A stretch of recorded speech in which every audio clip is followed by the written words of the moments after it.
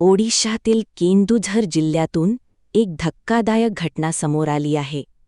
येथील दियानाले गावात राहणारे जीतू मुंडा यांच्या बहिणीने स्वतःच्या कष्टाने काही पैसे बँकेत साठवून ठेवले होते.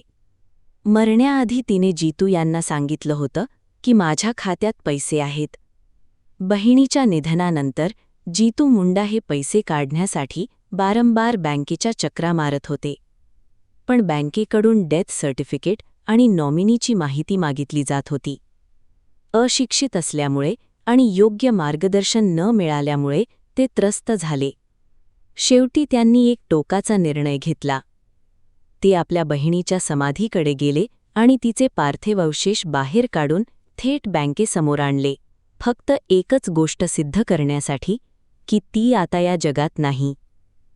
या घटनेमुळे व्यवस्थेतील त्रुटी आणि माणुसकीच्या अभावावर गंभीर प्रश्न निर्माण झाले आहेत. ही घटना आपल्याला विचार करायला भाग पाडते. लोकशाही खऱ्या अर्थाने सामान्य माणसापर्यंत पोहोचली आहे का?